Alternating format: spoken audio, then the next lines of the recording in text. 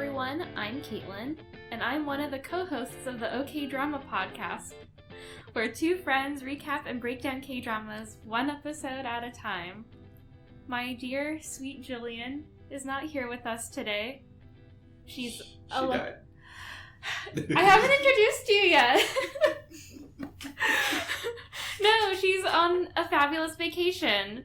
But in her stead, we have my boo, Alex, who jumped the gun, and everybody's favorite cousin, it's David. It's your boy with the shit-colored hair, David. What?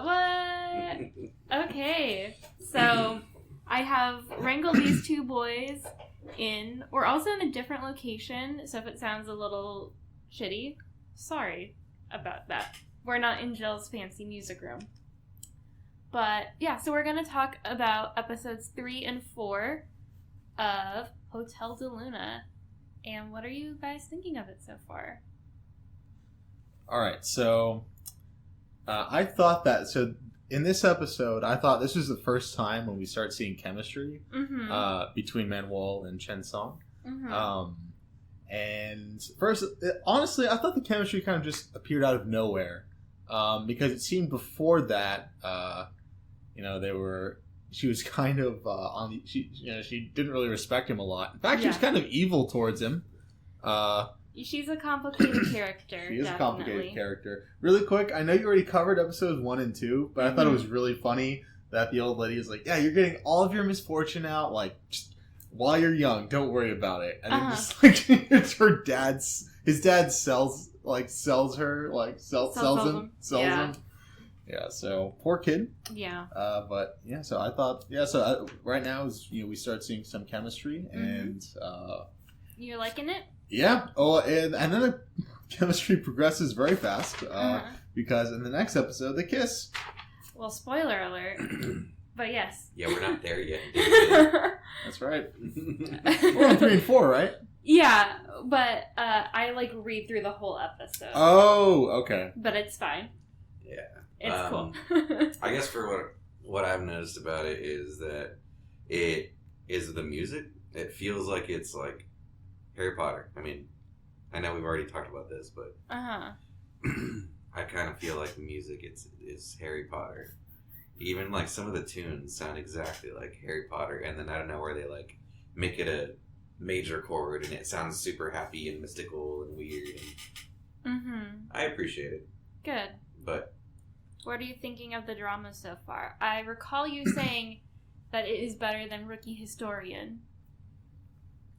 I said that? Yeah. Well, you said, I guess inversely, you said, this one's not as good as Hotel de Luna while I was watching Rookie Historian. Yeah, no, that one looked really boring. It was but I didn't actually see it. So. Yeah, no, it's cool. I like it. I like that she's like a bad bitch and a business bitch at the same time, and she's taking care of him more than he's taking care of her. Like role reversal. She's very in control. Yeah. Yeah. So sounds good. We're all enjoying it so far. Sure. It's very early in, so we'll start with episode 3. So guys, feel free to jump in if you have any thoughts as I read all of this. You got it. I miss Jill. Okay. I love you guys, Excuse you. I love you guys. No, I'm just feeling very overwhelmed as I scroll through everything. Jill. Egon. I love you. Okay. Episode 3 starts with Manuel staring at her tree, recalling the question of whether she is alive or dead. She thinks how she's stuck as neither really alive nor dead and unable to go back in time. We then flash back to how she was when we first met her 1,000 years ago. It looks like her rebel people led an armed robbery of some noble people, and Manuel stays on top of the cliff overlooking the robbery, I guess, as a lookout/leader. She catches the eye of a soldier/guard person, and he chases after her. He tackles her, but she ends up beating him with a rock and tying him up for ransom. But he's charming and ends up saving her from a quicksand sinkhole situation, and he then forces her to throw him her sword. After he pulls her out and explains who he is, the guy Manuel was with earlier throws a rock at him again and knocks him out. So that guy cannot catch a break from the rocks. He can't. His head is a rock magnet. His head is a rock magnet? Yeah. What do you think? What did you think of that, David? I really like the flashback. Or I like these flashbacks. Yeah, I agree. I think, so really quick, I think that this is probably my favorite drama so far. Oh, good. The lore is great. We find out more and more about the lore as we go on. David is a big D&D player, so lore is important to him. Yeah, absolutely. Lore is absolutely important to me. But yeah, it's great to have like this own world that you get into. Yeah, that's the hallmark of a lot of these good fantasy shows. But anyway, with regards to what you just said, I kind of figured that he was going to save her, because I mean, it wouldn't make sense. I mean, if he reaches down to pull her out of the quicksand, I mean, there's a chance he won't be strong enough. So I mean, you get Mr. Horse to play along there and pull you out. Yeah, Mr. Ed did a great job pulling I her agree.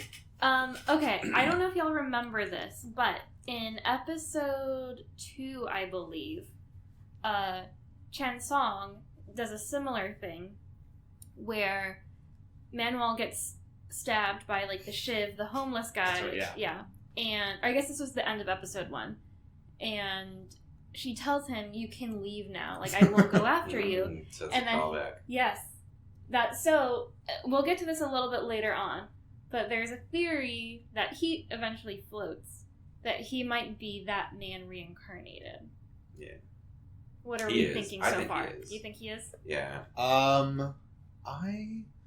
don't know. I think I don't think he is, because this not that it wouldn't be a well written thing to have him be him, but this anime seems like very well written, and also it's a Korean drama, and in Korean drama, you're gonna have a love triangle. So introducing this guy who she's fated to be with, versus this other guy who's making the tree grow, which might also have this big impact on her life.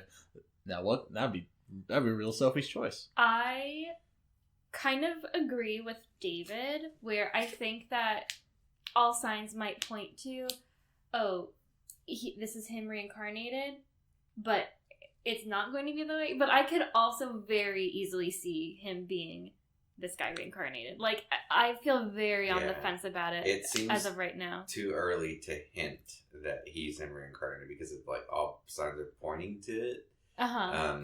And you would think that, like what David is saying, not that it's bad writing, but that seemed a little too obvious to just too soon. We're only in episode 3. Yeah. Okay, how's this for a theory? What if it's his roommate? That's Sanchez? Like the guy Sanchez. That's right. I mean, I love his name is Sanchez. Yeah. I'm like, the Korean-Mexican alliance is alive. It's strong. It's strong with this one. Alrighty. So we cut back to Manuel in present day with the old lady who now sells flowers. Again, this is the old lady that originally made her the owner of the inn. Yeah. Manuel is still really impatient with her as they talk about whether Manuel is alive or dead. The old lady brings up how Manuel's spirit is tied to the vengeful spirit tree, but it has the ability to live and grow, which would make Manuel have the ability to live and then eventually die. Okay, so I've had a hard time understanding that aspect of it. So yeah, it's confusing. Basically, if the tree is doing well, then she's closer to death and moving on. It kind of seems like what happened was... So the concept of vengeful spirits is kind of confusing. Oh, I see. Okay, I think I understand. Yeah, so I think what happened was...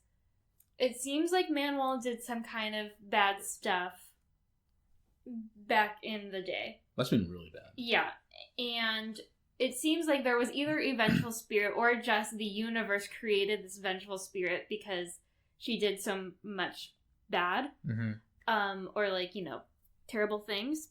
And the vengeful spirit's the tree. That's what I'm gleaning from that line. The vengeful spirit is the tree. It's like something that has taken a physical form that gobbled up her sword and has now basically put a stop in her timeline.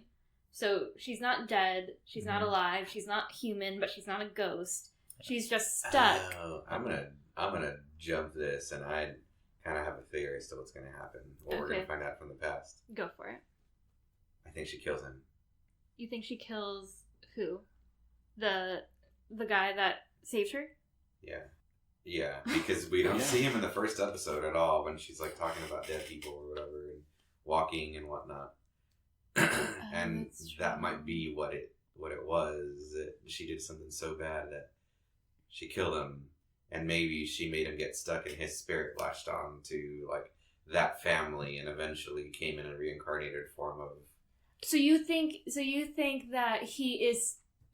that Gu Chansong is still the reincarnation of the whatever guy. But maybe she killed him. And maybe that's part of the reason she's waiting for him. Because not only does she like him, but also... she feels guilty. Yeah. I kind of assumed she ended up, like, killing him somehow. But, I mean, obviously, I think that's definitely part of it. I think she does get him killed, but if you remember, like, there was a lot of stuff in that, there was a lot of stuff in the coffin, you know? Mm-hmm. So I think she did something selfish that got a lot of people killed. That's true. You know? But back to the tree. So you know how, but my theory is that, you know how, I don't want to say theory because it might just be that they explained it and it's just complicated, but how I understand it is that, so they say that they do healing. Mm-hmm. And you have to be like kind of you have to be healthy before you move on to the next life. So I think as the tree gets healthier, I think that manifests as her getting healthier. Mm-hmm. And as the tree gets healthier and healthier, then she can move on, which sounds like it can make sense. I think, well, yeah, from my understanding, it's that like once she basically has like cleaned her soul and like atoned for what she did and, you know, become a healthy spirit again, because right now she's like kind of a hot mess, right? Like she helps a lot. Caitlin's hot mess. I just want everybody to know this. Kaitlin loves herself. Yeah, I do. I've talked about it before, but she, you know, she's really selfish and she does help a lot of people, but she also has this like tinge of like having ulterior motives. Also, like we'll talk about it, but like, yeah, I'll help you, but it's gonna come at a price. You know what I mean? And so I think maybe once Gu Chansong kind of helps her like become a better person, that will like we said, basically stop the vengeful spirit part and then let her continue on her life cycle. Like I don't think it's like Beauty and the Beast, like once the petals fall off, like she's dead. You know what I mean? Yeah. I think it like, but I don't know, maybe like you said, it's just a physical, like literal metaphor for her soul. Yeah. Like a healthy soul means she can move on. Yeah. Not necessarily that she's required to move on, but can move on. Yeah. Because later on they talk about how the guy who plays Death or whatever talks about how she's been the same for years and like she's never gonna change. And I think that's why like the tree stayed the same forever. Like the tree represents that. Mm-hmm. Anyway, very confusing. Hopefully it becomes more clear as we go on. I'd like to, when we move on to episode 4, I want to touch back on her motives and her rationale, because I wrote something down about that. Okay, will do. So Manuel storms out after being annoyed by the old woman. The old woman says that Manuel is still full of herself and touches the tree, which creates a tiny blossom. The old lady then places the flower on Chansong's chest, and we see the flashback of Manuel with the two men, the soldier and her partner, as a dream. When Chansong wakes up, the flower is gone. Chansong thanks Manuel for saving him, and she teases him about the shoes, because if we remember, he wore like the fancy brogues, black and white shoes the shit. Yeah, instead of the shit colored ones. Yeah. The shit colored hair too. Yeah. That's right. It's really more of a dark shit, but you know, shit nevertheless. Blah blah blah. He tells her he dreamt of her, and she starts teasing him about having a dirty dream about her, which I thought was really funny. Yeah. She's like, "Oh, you're very strong and healthy." Oh yeah. I've noticed that in a lot of K-dramas, they use being healthy as like a euphemism, I guess, for like being sexually healthy, I guess. She didn't say healthy. I wrote it down. She said very healthy. Oh. So yeah, I think that's funny. He asks how she brought him to the hotel, and then we see that she had the bellboy possess him and walk him back to the hotel. Manuel gives Chansung a tour of the hotel and explains that the hotel exists in the living world, but it's mostly invisible to humans.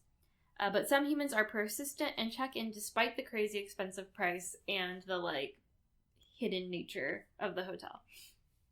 They then bring those humans to room 404. And again, the number 4 sounds like death in Korean. Okay. So no, I think what they're trying to do, Kaitlin, is it's trying to be like error 404. Okay. On like a website. Maybe. Like that's true. It's an error.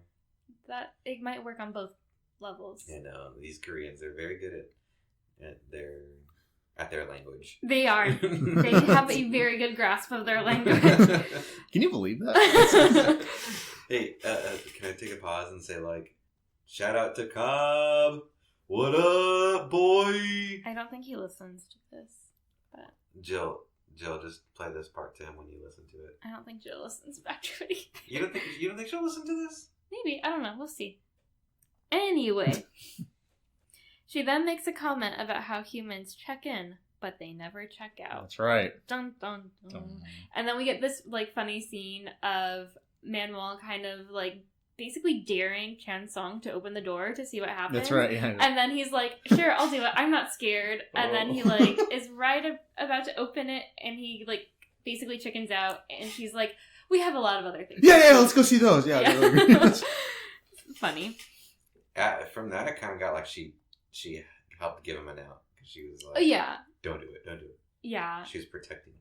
Totally. I think she has that feeling of, like, she's a hard ass and doesn't want to care about anybody, but she really does have that, like, side of her. She's a badass with a heart of gold. Mm-hmm. Because, like, how she was with the manager, the previous old guy manager, when he died, she was like, bye. But then when he came back as a ghost, she was like, whatever. Still kind of, like, sheltered and cut off. Okay, well, I don't think she has a heart of gold. I mean, she bought this guy. That's true. Thanks for the perspective. That was a callback to Family Guy. Badass with a heart of gold.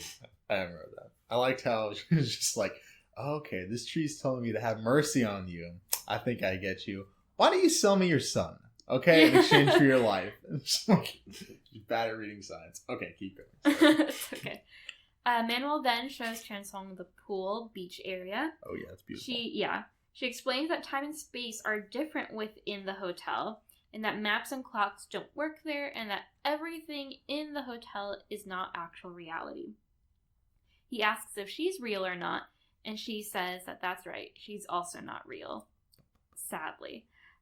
He then touches her to see, like, what her, I guess, physical state is. I thought he just, like, was, like, reaching out to her, like, because she seemed sad. I read it as, like, he's reaching out to her, like, it's okay, but then felt weird about doing that. Oh, how did you read it? No, I read it as you did. Okay. He was just, because he wasn't, like, he didn't have his full hand out. Makes sense. He had, like, a finger out, just, like. That makes sense. Like, I mean, testing her. I didn't know that. Okay. Well, it could have been a little bit of both. Where are we? Okay, so, he touches her, and she seems real. He asks if he'll die if he falls from the super tall balcony, and she tells him to be careful since he's a weak human. They have a tender moment where she touches his chest to feel his heart, and asks him to stay by her side while he's alive. I like them a lot together. How are we feeling? This is our first, like, touchy moment between them. Mm-hmm. I like her, like, as a character, as like she's complex. Mm-hmm. Like, she is. And they wrote her well. So far with him, like, he just seems like either always scared of the spirits or just like uppity, yeah. And I guess in episode 4 he kind of comes to his age. Comes into his own. Yeah. As a manager and man. Which makes him better. But the first 3 episodes, I was just tired of him getting scared of them every single time. I'm like, look, I can look at that. I'm not scared of it. You should be able to, too. Yeah. I thought he actually did again, we'll get to that point, but I thought later on with that, the entire schoolgirl dilemma, I think he comes into his own there, because he took it upon himself. He wasn't at the hotel, on his own autonomy. He went and stopped, and he brought her back, right? Even though she had tasked him to do something else, and she punished him pretty badly. She punishes him when he does not do well. But yeah, we'll get to that. Yeah. So I guess the romance factor is not a big part for you guys. What do you mean romance? Well, she touches his chest very tenderly, as I said. Oh yeah. And the thing is, and we know this from K-dramas, touching is a big deal. Yeah. So I was just like, here we go. Spirit. Well, true. Yeah, that was definitely, she'd been kind of mistreating him up until that point. I think that's why I wrote down that, the chemistry kind of came out of nowhere. Yeah. Up until that, she was cursing him with ghost sight and all these tasks, but then all of a sudden, she's feeling his heart. Yeah. So I think it comes out of nowhere, but I mean, through 3 and 4, I think it's handled well, as we'll get to. Cool. So, Shansung finally begrudgingly agrees to working at the hotel. He tells her to pay him real money, even if the hotel isn't real, and he gets to wear whatever he wants. He then tells her that he's curious and tired of running away. She agrees and tells him that she was willing to put up with a few more of his rejections since she finds him pleasing, and he thinks back to the dream he had of her. And then a ghost scares him back to reality. Then we cut to a girl falling off of a bridge onto a car. She's died, but then we see another schoolgirl running away holding a necklace. The girl with the necklace is freaking out in her room, but then she sees the ghost of the girl who died staring at her from the ceiling, dripping blood on her. That was kind of scary. That wasn't kind of scary. That was terrifying. You know what that reminded me of? What was that Twitter story that some guy made? Oh, of the boy? Yeah. I forget the name of the boy. David? Well, I think it was David. David, yeah. Dear David? Dear David, yes. Okay. Aye. Yeah, so spoiler alert on that. The last update on it was, he had pictures of his, sleep or whatever, and you can see David falling from the ceiling or whatever. It's all fake, guys. It's a Twitter story. But that's what it reminded me of. It got him all sleeping and... Anyway, I didn't like Dear David. It was scary. Yeah. Well, the ending of it is that basically Dear David took over his body. Oh, really? Mm-hmm. So it's pretty similar. Maybe they read Dear David. Yeah. That's the inspiration. If you guys can believe it, I have no idea what Dear David is. So, I'll tell you about it later, David. Or we can go on David's. What was it earlier? David Zone, but David we're not gonna get into that right now. What? Okay, no, go ahead. So the ghost falls onto the girl with the necklace and seems to possess her. The girl who had the necklace then appears to turn into a ghost/spirit, void of her body, and the dead girl's spirit is now in the living girl's body, and she says the necklace was hers. So we're all on the same page. Yeah. Right, okay. Manuel then discusses Chansong being the new manager with her staff. They don't seem convinced. This is, again, the bellboy, the housekeeping lady, and the bartender. We see that other candidates were before him and how they didn't work out. Blah, blah, blah. They bring up manager No again. But he's zeroth. He's zero. Yeah. I don't think that translates well. He's nothing. They bring up the old manager No, and they ask what number manager No was. Manuel puts up a front pretending she doesn't care, but when they leave, she mentions to herself that manager No was her 98th human and Chansong is number 99. Yeah. And then we kind of see, like, the pictures of her. And I don't know why she... I mean, we're going to get into it, I'm sure, as the series goes on. But I'm like, let down your guard a little bit. Like, show these other spirits some of your humanity. Because she's like, it doesn't matter. It doesn't matter what number, whatever. Like, you don't need to know. No, yeah, she's just like, she says, he's just the 99th human. That's it. Well, I think part of it is, I mean, she said goodbye to the last guy, so maybe she's, kind of scared because she kind of got attached to this guy, and now she's getting attached to this manager, and maybe she's saying, why would I get attached to somebody if they're just going to fade away and I'm just going to live forever? Yeah, that's basically, I mean, that's always the dilemma when people are like, would you live forever? And it's like, yeah, I would love to live forever if I could keep the people I love around. Like, yeah. It probably hurts. It hurts to lose someone you get fond with. Yeah. Did y'all ever see the movie Tuck Everlasting? No. I didn't, but I heard it was very sad. Oh, yeah. No, I'm sorry. No, I'm thinking of Bridge to Terabithia, but that's also a sad one. I did see Tuck Everlasting. Yeah, I saw it in like 7th grade. Yeah. After reading the book. Yeah, I think I also read the book. And that's also very sad, but... Bridge to Terabithia is, like, I just read the Wikipedia summary. That was a sad book. I read the book. I didn't watch the movie. That was a sad book. They're both sad. Yeah. And it was advertised as, like, a children's, like, well, it is a kid's book. Yeah, but they make it seem like there's a happy ending, and it's not. Yeah. Well, anyway, spoilers for Tuck Everlasting. It's the same thing, like... So this is Dear David and Tuck Everlasting. Yeah. So in Tuck Everlasting, there's a family who basically found, like, the spring of eternal life. Or is it? Yeah. So basically they drink this water and it, like, made them live forever. And stuck in their ages forever, right? Yeah, and stuck in their ages forever. And so, they're kind of, like, not outlaws. They're just kind of, they're not part of society. Yes, that's what I was trying to say. They're off the grid. Even though this is set in, like, the 1800s or, like, early 1900s or something. And then Alexis Bledel, that's who played her, right? I don't know. I'm, like, 97% sure. But it makes sense. That's something she would do. She finds Tuck? Or is their last name Tuck? Doesn't matter. The names. Anyway, there's a whole romance. She's like, I'll drink the water. I'll live forever with you. Blah, blah, blah. She ends up not drinking the water so she can be human because he says he doesn't want to, like, do that to her. And, guess what? She gets old and dies. Dun, dun, dun. And he lives forever. Dun, dun, dun. But, I mean, it's good because she's a little kid. She shouldn't be making this decision. Yeah. True. Now, as an adult, I would make that decision all day. But as a kid, no. Yeah. Okay. So the staff goes to meet Chansung. We learn that the bartender died 500 years ago.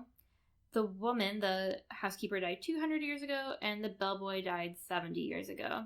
And we also get their backstories. The bartender was a scholar in the Joseon dynasty. I like him. He's very, like, stoic with his, like, pencil-thin mustache and everything. Well, yeah, he was a scholar. That's why he's so, like, uppity. He seems like a person you would run into in, like, I don't know, a jazz bar in like, Seoul somewhere, and he's just, like, drumming, but, like, with the straightest face in the world. That would be him. That's a good look. So yeah, I know y'all, I've only just watched a couple of historical dramas, but, like, being a scholar, you were, like, basically almost like a noble person. Like, you had to be wealthy to be a scholar. Yeah, that makes sense. Yeah. He's a bartender.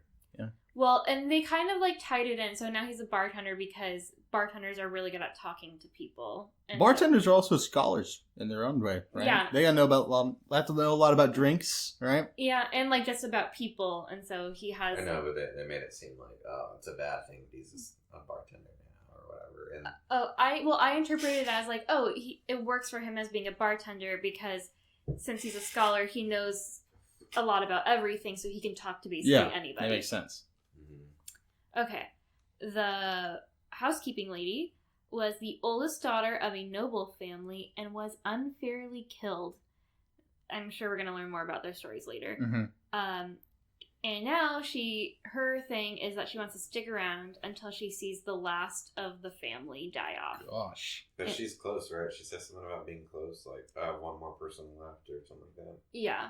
But I think it kind of seems like it might be a running thing, because if that person has a kid, then she has to keep living. So, we'll see. And then the bellboy, he's the youngest. He died in the Korean War, and he's waiting around so he can leave with his younger sister. Yeah, I like him a lot. Yeah, me too. Pretty cool. Probably my favorite character.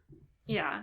Also, really cool, for when we get to the rest of this episode, really nice, subtle way to introduce the rules and lore of possessing people right as we're going into this, right as it becomes a central part of the story. Yeah. That way it's not just sprung on us like, okay, well, oh yeah, ghosts can possess people. It's just like, okay, I guess that's, but this way we have some forewarning. Great little planting the seed there. Yeah, that was a cool, a really subtle and, natural way of just being, like you said, setting up the rules for, how a spirit could possess a human. I love a good rule. Yeah.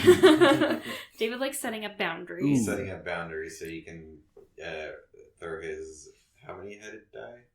How many faces? There's a 20-sided dice, and then there's others, but 20 sides most important. David, you should write a Korean drama. You should write... It doesn't have to be Korean. He could just write a drama. Write a drama in, the Korean drama style. Create these, rules and boundaries first, and then as you write it, just use, the 20-sided die to come up with your plot. All right, isn't that just like a D&D campaign in the style of a Korean drama? Yes, oh yeah, that's what you should do. Make it. We should do that. Just make a Korean drama D&D campaign. Me, you, Kaitlin, Cobb, Jill can all do just one day of it real quick. Yeah, just really quick, make a campaign that's 256 pages long. You can make it a little one. Monopoly found a way to shortcut the game. You can find a way to shortcut the game. I believe in you, David. I disagree. Okay. Moving on. They explain that she's bound to the hotel as a punishment. The bellboy starts to tell Chansung about the tree, but the woman shuts him up.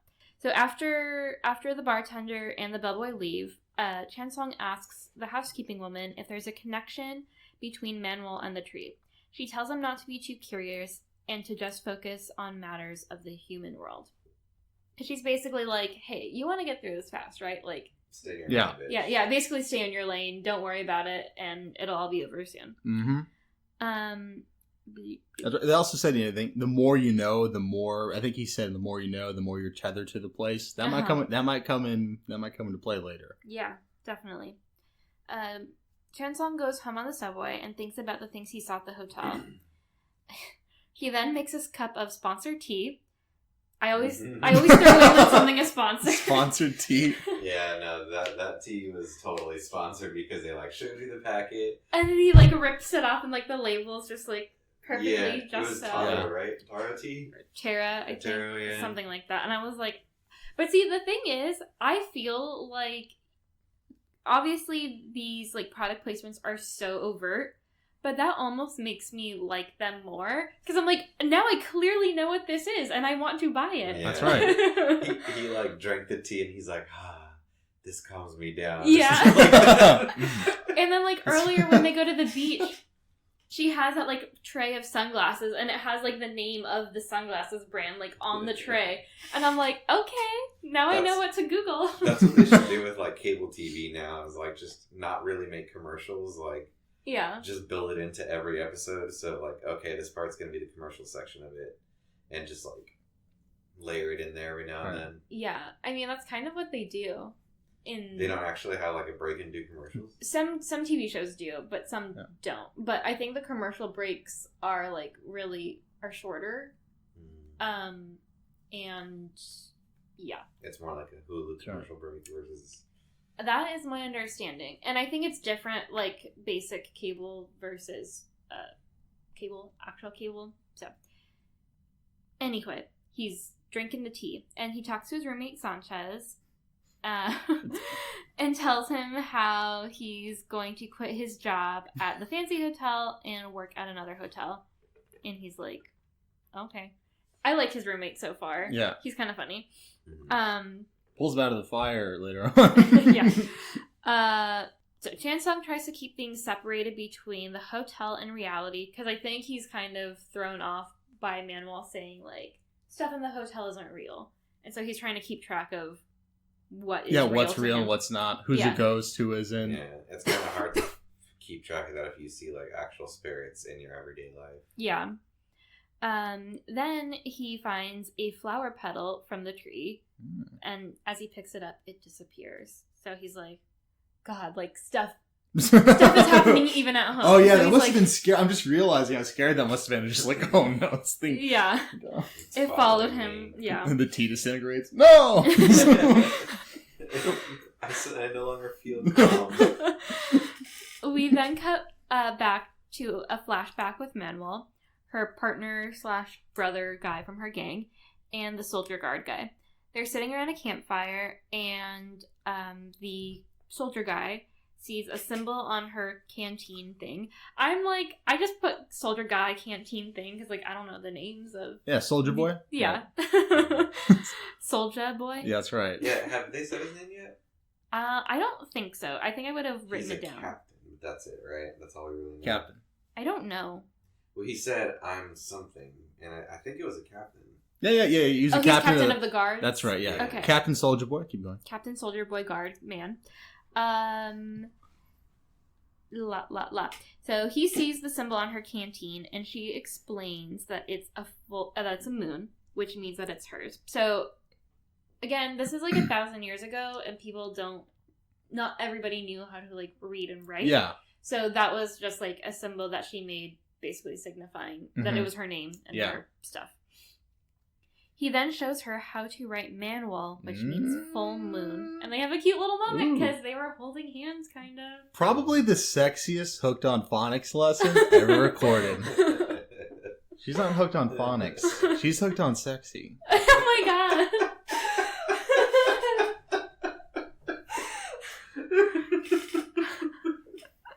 Were you going to say something? I was going to ask. So, Manuel, the translation is moon full, right? Like, wall is full and man is the moon? I have no idea. Okay. Can one of our obedient listeners figure that out? Obedient? And tweet Kaitlin? It's confusing because the language also changes. So I'm wondering what language he wrote that in. If those were Chinese characters or what? Well, learn Korean and figure it out and let us know. Okay, someone let us know how they wrote that. Right. Because I feel like when he wrote on the thing, because it was in water, and so it wasn't very clear, but it didn't really look like Chinese characters because it was like... It was clear because it's water, Kaitlin. Oh my god. Kind of impressive. It'd be funny, like, I bet you if you tried that in real life, you were just like, let me see your hand, and you dipped it in water, and just like, you would have made a mess on the rock. And it's like, why are you rubbing my hands on a rock? Oh, yeah, he had very pretty second handwriting. Yeah, it was very clear. Well, I couldn't tell what language that was in. Third handwriting. And this scene, I think. Oh my god. I know we discussed. You were discussing the theory as to whether he's him reincarnated. This scene will come into play as it is called back on later on in the episode, I believe. Yes. We shall see. Yes. So it's a cute moment. Chansung wakes up to a phone call from Hotel de Luna, and Manuel yells at him. She gives him his first task as a manager, which means he needs to sell the Mount Baekdu painting. This is, again, the painting that she basically extorted from the guy who had the tiger. That's right. The tiger Gumbeat into, basically. Yes, the tiger Gumbeat into. The blue skidoo. Blue skidoo, yes. Yeah. He even did a little shimmy, I think. He's like, blue skidoo, tigers too. Yes. Who needs Jill, right? Yeah, Jill. Oh my god. You wouldn't have made that joke in 1,000 years. Oh my god. Jillian, come back. Okay. Yes, so he needs to sell that painting. She explains to Chansung that the tiger spent a few days exploring and that he has now moved on to the afterlife. And now Chansung needs to sell it for a good price. double the price. She makes that very clear because she just bought a new car. Which I aspire to be that level of spendy. Honestly, I'd rather have the painting. That was a beautiful painting. Yeah, it really was. But Nah, give me the Jaguar all day. The I-Pace. That's what she got, right? It was an I-Pace. That's what he kept saying. I think so. Yeah, I think it was an I-Pace. Very nice. You wouldn't rather have a painting that like a mystical being jumped into? Well, it left already. Yeah, but I mean, it was touched by a tiger. You know? I would rather be... I get more satisfaction driving a car quickly. You're Manuel. You'd rather have the car than the painting. Yeah. I identify with her very much. Which is why I'm like, she's so complex and good. Because I understand that I'm pretty... You're just complimenting yourself whenever you compliment her. Every single time I think she's awesome, I just see myself in her. Yeah. Your shirt's also very lacy, which also makes sense. It's very ruffly. Yeah, you dress like her. Then no one knows I'm wearing really bright red lipstick. And a wig. Yeah, and I'm really wearing long hair. heels, and I can also not walk in those heels. Right? So, the possessed girl and the ghost go back to the bridge. Well, she's not really a ghost. A spirit, I guess. Mm-hmm. They go back to the bridge, and the girl begs for her body back.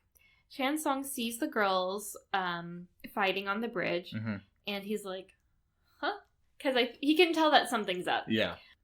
And then the girl whose body is being possessed gets in his car and points to the ghost possessing her body.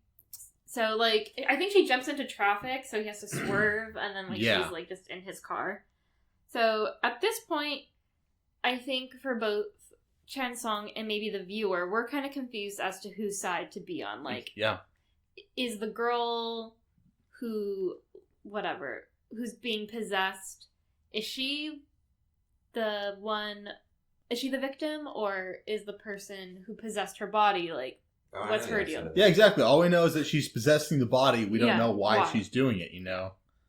Especially when she jumped in the body, she looked scary as fuck. Yeah. So you would think, like, oh, she's a demon or something. Yeah. Or there's, like, some sort of grudge there. Yeah. No, she's just a vengeful spirit. We also later find out she's poor, which is another strike against her, I think. Oh my god. Alright, keep going. He brings the spirit to the hotel, and the bartender and bellboy talk about how troublesome it is. Basically because only deceased spirits are supposed to be in the hotel. And I think everyone's made that pretty clear. Yeah, very so far. clear. Well, someone tell it to the bellhop, right? Because he's... It's practically a Holiday Inn at this point.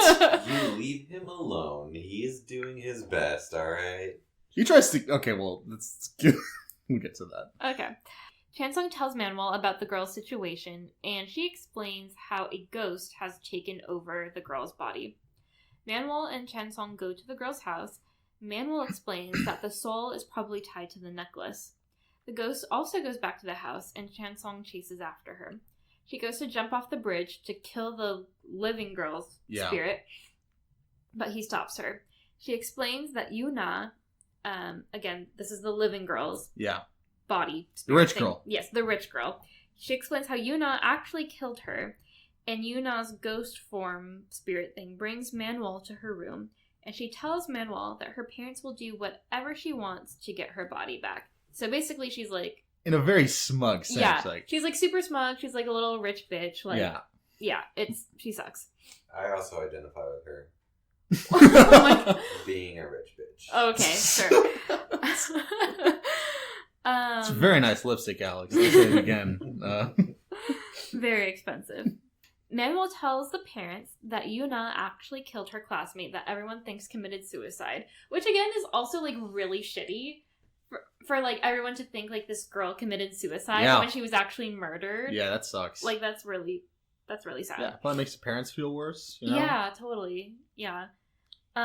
Also, I think, I'm going to rag on the cops. I think there's ways of determining the trajectory and, whether they jumped or not. Yeah. So I guess shout down to the Korean police. Oh my god. I mean, you remember? Strong Roll Bongsoon. They were pretty. I thought they were pretty competent there, but Gukdu was diligent. Yeah. Right, David? No, I bet you. Now Gukdu definitely handled this one because I think he's just bad all around. So yeah, it was ruled a suicide. It's got Gokdu's fingerprints all over it. Women listening to this podcast, I just want you to know that if there is a character that looks and resembles and David acts like most, it's Gokdu. Shut the fuck up. Shut the fuck up. Oh my god. Moving on. So, yes. Manuel tells the parents that Yuna actually killed her classmate, and they're like, what do you want? And again, this is like classic rich people, like, we're not going to deal Felicity Huffman. Yeah, we're not going to deal with the consequences. We're just going to buy our way out of the situation, right? Yeah, we putting you on blast, Felicity. And Aunt Becky. Aunt Becky. She's the worst one, I think. Becky with the fucking... criminal record. So upsetting, all of it. Blah, blah, blah. So, we cut back to the ghost and Chansung. He stops her from jumping off the bridge and tells her that he will find her necklace and to live in the body. He's basically like, you don't need to kill her. We'll get this figured out and just stay in her body while we get it figured out. It's a rental. Yes. He then sees Manuel, and she tells him that she gave the necklace to Yuna's parents, which really upsets the girl. Mm-hmm. We then cut back to the parents, and they are standing over, like, the tiniest little bonfire you've ever seen. In the middle of the yard. Yeah. Like, or it could keep no one warm. Prepared for this, too. Like, it looks almost like a torch. Like, yeah. Like, it's so small. How often does this family burn things? Like, how many dead bodies are in their closet? They're skeletons? Richie riches, so it's probably just a bunch of, like, documents, like, indicting them for some, Yeah, because it looks like that's what that little thing was made for. It's like, even like, it's nice. It's like metal and everything, but it's really skinny, so it's only made for like small things. Yeah, it's like too big to be like a tiki torch thing. Yeah. But it's like, it's too small to be like a bonfire. Yeah, and tall. It's really weird. Anyway. It's so you can throw away your taxes and show company information. That's how it works. That's how tax evasion works. You take all of your documents and you throw them in the fire. Take it from me. I haven't paid my taxes in years. Okay, so they're about to burn the necklace, and then we cut back to Manuel explaining how they can resolve the situation. The dad says that they'll pay any price for the necklace because they think that the necklace is evidence proving that Yuna killed the other girl. I didn't write her name down. Where I guess it actually could be used as evidence, but it's also the thing like not anymore. It can't be used as evidence anymore. Well, after they burnt it, but not after she like goes in her room. It's like I found this in there, and it's just like you could have put that there. That's true. And you're extorting us for money. I think you put that necklace there. They should have asked more questions. Well, they must be saying something like how terrible Yuna, the like actual girl, was because her parents fully believed. We're not that surprised. There was not a lot of shock in their faces. Just like, fuck, another one. That necklace. I mean, I guess she was poor, so it makes sense. But how does a necklace burn in a fire? Like, just melt? Like, it probably was cheap metal. But yeah, like. Might have been plastic. It was just made out of solder. Like, that's all it was. Anyway. Okay, so the dad says they'll pay her for the necklace. Manuel explains that it will be a very high price. Like, ... Manuel then talks to Yuna, and Yuna asks her if everything will go back to normal now, and she's very smug again. And I like how Manuel kind of, like, matches her smugness. Yeah. It's almost like those, like, catty girls who are, like, saying backhanded comments to each other. I thought that was really great. She's like, oh yeah, Daddy will pay anything, won't he? Yeah. Like, ooh, yeah, that's right. Daddy gets it done. Ooh, yeah. They're just looking in a mirror. They're basically each other. That's right. Well, I think Manuel was playing up that side of her. That must have been a great scene for you, Alex. Very complex. That must have been a great scene for you, Alex. But your favorite characters, like one just having a moment. Manuel messes with her, but then says that she should know that if her parents destroy the necklace, they will also destroy her soul. By the way. Meaning she can never go back to her body. Oh, man. Yeah, and none of them are seeing, like, the dead souls walking around, so they're like, oh, whatever. They just dismiss a comment. Yeah, so we see Manuel explaining that to the parents, like you said. That the choice they have made will destroy their daughter's soul, but they don't understand. Which I thought was really so funny because they're like, after they burnt the necklace, they're like, what do you think she meant by that? Like, the necklace is already in the fire. I mean, like, what would you say if I just, like, if I was walking out, like, oh, BT dubs, Kaitlin, it was you that destroyed your daughter's soul. You'd be like, okay. I'd be like, come back, please. I need a little bit more. In my head, I'm like, if you say that, like, you don't need to burn the necklace. You can be like, well, I don't want to destroy her soul, but I don't want them to find it. Like, hide it. Just put it in a safe. Throw it in the trash. Do something. I mean... Wear it. Wear it, yeah. Mix it in some bleach for a good while to get your fingerprints off of it, and then go throw it in a trash can somewhere. Or... Wear it. Or wear it. Or... yeah, I get... Never mind. Anyway. So, they don't understand. Yuna runs back to her parents, sees the necklace burning. She screams, but they can't hear her because she's a ghost spirit thing. She cries, and then she withers away. She freaking disintegrates.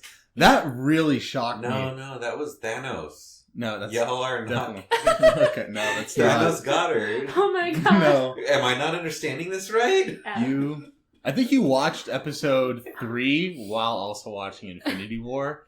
But yeah, exactly. So yeah, I was really surprised. I was really surprised because that's probably the steepest consequence that I've seen. Where, I mean, her freaking soul disintegrated. Like, she's gone. Instead of going to the afterlife, she's freaking gone. I thought that was I know she killed somebody and that's really horrible, but that is destroying your soul is a very hefty punishment. I think it's because... She's the devil. It was tied to, like, a whole vengeful spirit thing. Yeah. And so... It was really funny because Jill and I watched, Along with the Gods, Part 1, The Two Worlds. And in that movie, it also, like, talks about the afterlife a lot. And we were introduced to the concept of the vengeful spirit in that movie. So Jill and I were like, it's a good thing we watched that, because that came in handy. So the thing with the vengeful spirit, and I guess a spirit like that, is that they have to be destroyed, or else they, like, wreak havoc. Oh. And so there are souls that have, like, murdered people and done really bad things. Yeah. But they just, like, go to hell or, like, get reincarnated into something really bad. Yeah. Whereas, like, vengeful spirits, I think, have the ability, like Manuel, maybe to, like, go back to a regular spirit, like how that girl, if her parents had, like, atoned for what she had done, she could have come back. Yeah. But it like, snowballed into that, to the point where she had to be destroyed, basically. Yeah. Okay. So crazy stuff. So really rough. I was really shocked when that happened. There are consequences, guys. Ooh, baby. That's my favorite. Consequences, baby.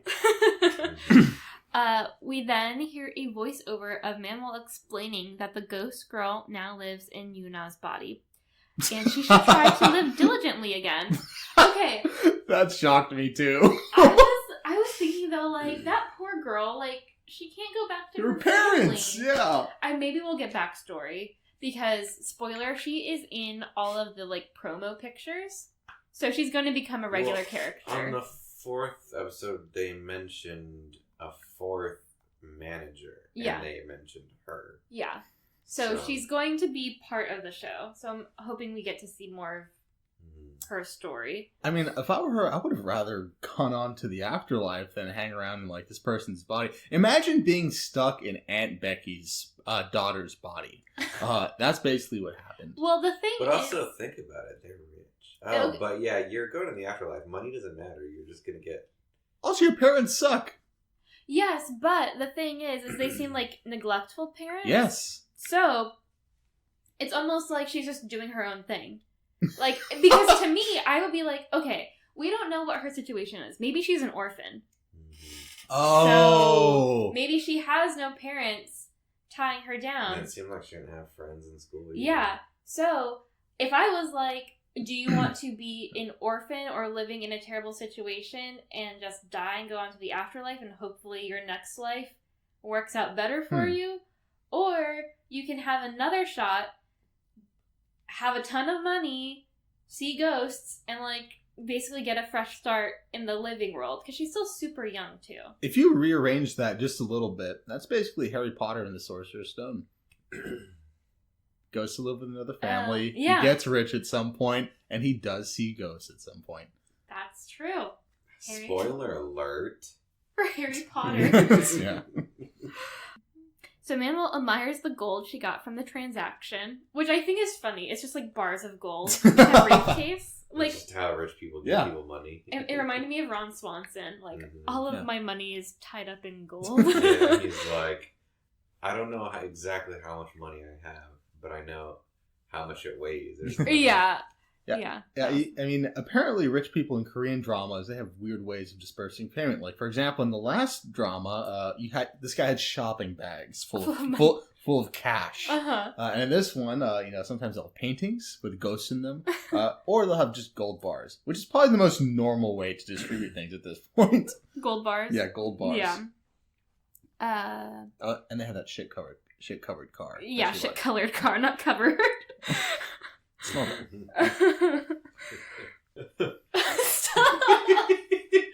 Guys, we are already an hour in, and we're not even close to being done with we are almost done with episode 3, but it's crazy. We're about on track. Not really. Usually our episodes are like an hour and 20 minutes. I guess you'll have to edit down some of this. Yeah. Bulgaria? Okay. So yeah, Manuel admires the gold she got from the transaction and explains to Chansong that everyone must pay a price. Consequences. Like, David likes it. He asks if she's paying a price for an evil deed that she's done. And she kind of says yes and tells him about the old woman who called her foolish and arrogant and how she doesn't acknowledge it. He then makes a comment about her being pitiful, and she throws a fit when the reservation for her new car gets canceled. I so feel that. You just like, yeah, again, really identify with You're Manuel. her. We then cut back to the hotel, and the bellboy accidentally lets it slip that Chansong was their third choice, and he gets all upset, which that was for Jill. But the bellboy shows Chansong a box of champagne for Manuel, and he sees the symbol of the moon, and he thinks back to his dream of her by the fire with the two men. Chansong asks Mrs. Choi, the housekeeper, about Manuel's punishment again, and she tells him to think of himself as just passing by. He looks at the pictures of Manuel throughout the years, and he sees a picture, or more a painting, of the tree. He then makes his way to the garden and stumbles upon said tree. I'm not really digging the housekeeper lady at this point.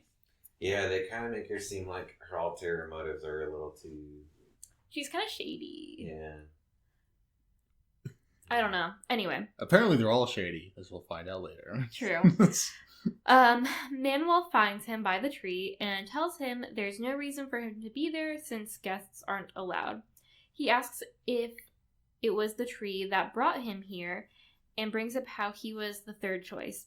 She says that it had to be him and she likes him. So that's where they bring up zeroth choice, which I'm sure that was a bad translation because even if it wasn't, I like it. Zeroth choice. That's something I'd say to you. That's Kaitlin, you're not my first choice. You're my zeroth choice. It had to be you.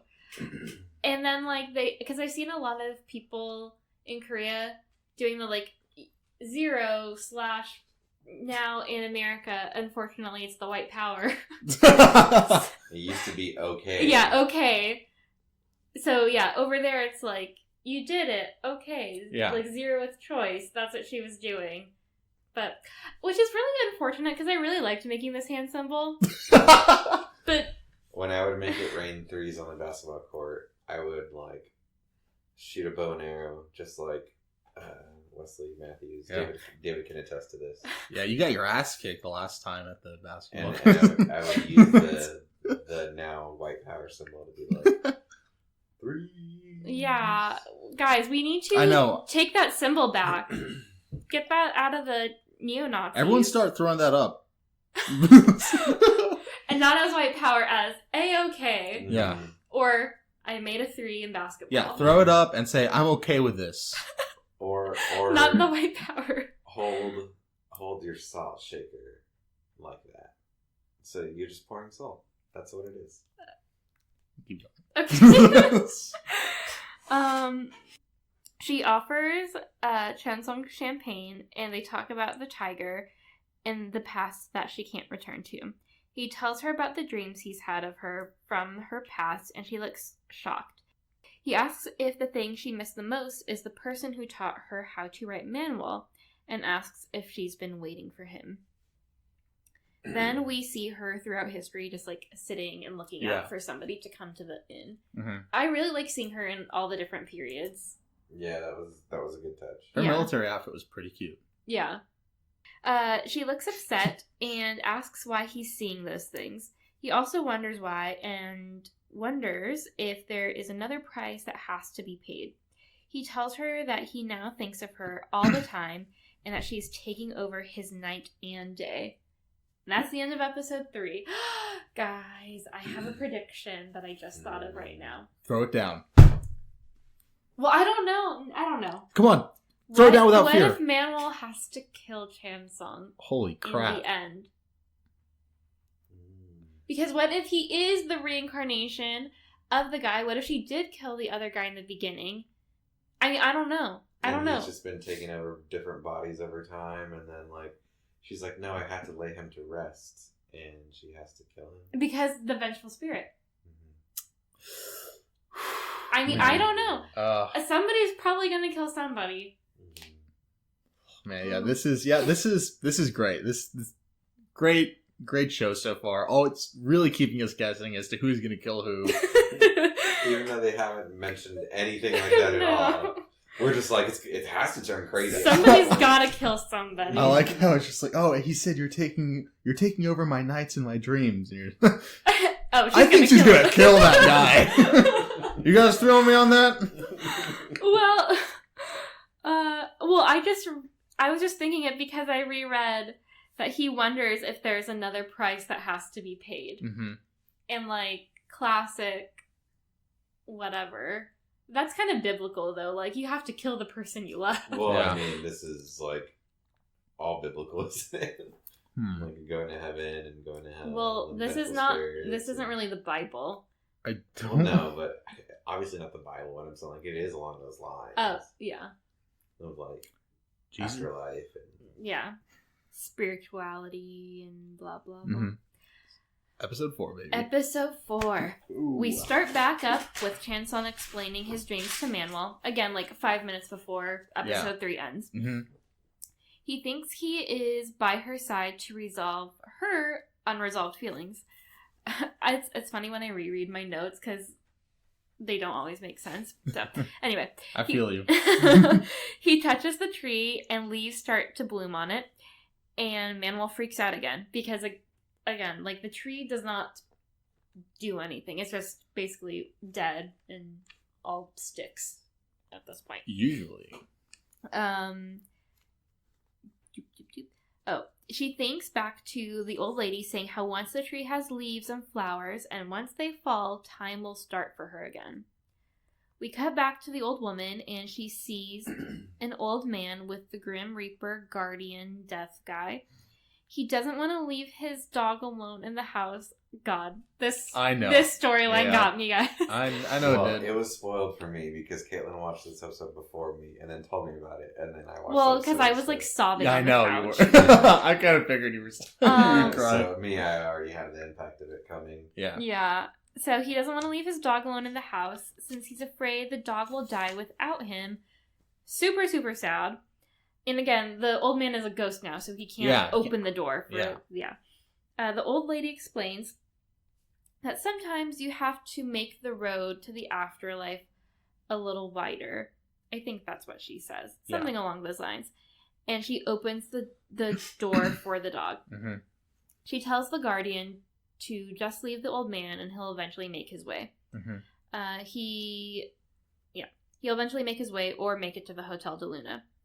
That gets them talking about Manuel, and the guardian / Grim Reaper tells the woman that there is no hope for Manuel since she's been the same for 1,000 years.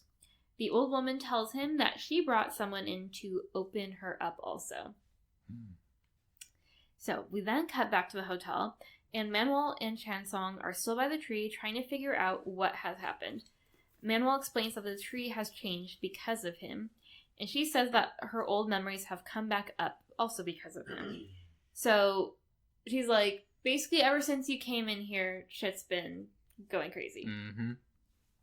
She's upset that the tree is so green now, and she's like, it's so gaudy. Like she isn't. Yeah. And he asks why she's not happy that it's alive now. She says that he has saved something that shouldn't have been saved. And this is, again, kind of like, that gave me throwback to Search WWW. Yeah. When What's-His-Face, puts the plant in the sunlight. Oh, yeah, that's right. In that lady's office. I forget all of their names. Morgan was the guy's name. When Morgan put the plant in. And Sunbay. Sunbay, yes. Right. I don't remember her real name. No. Just the in the Sunbay's That's office, right. Yeah. He feels like he hasn't done anything and doesn't want to pay an unfair price. Basically, he's like, I don't want to get involved in all your bullshit. Yeah. Understandable, really. Yeah. Like, he's already basically been sold to her. Like, He doesn't want to get any more involved. I don't want to be here. Yeah. She grabs him to make sure he's not lying, and they are transported to her bed. He freaks out, and she keeps yelling at him to fall asleep so she can see if he's telling the truth about his dreams. Tough stuff but she also says, I want to sleep with you, like, several different times. Mm-hmm. And he's like, no. And I'm like, guy, really?